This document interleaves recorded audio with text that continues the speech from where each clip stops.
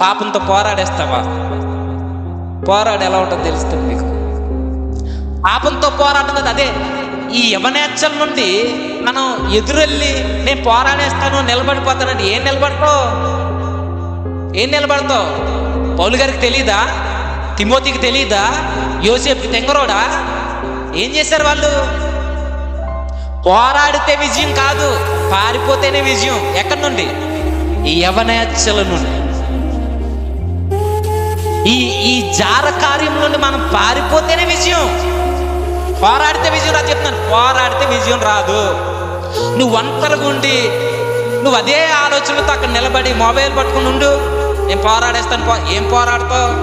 మెల్లిగానే open చేస్తావు. ముందు first యూట్యూబే, first Christian సాంగ్సే, తర్వాత మెల్లిగా వార్తలు అంటావు, తర్వాత క్రికెట్ అంటావు.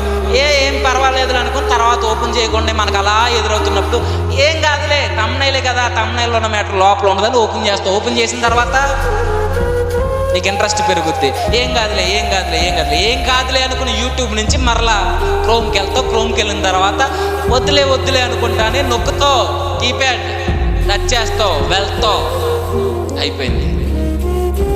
ఇక్కడ పడకుండా ఉండాలంటే ముందు ఒంటరిగా ఉండడం మానే, చక్కటి సహవాసం ఎదుక్కో.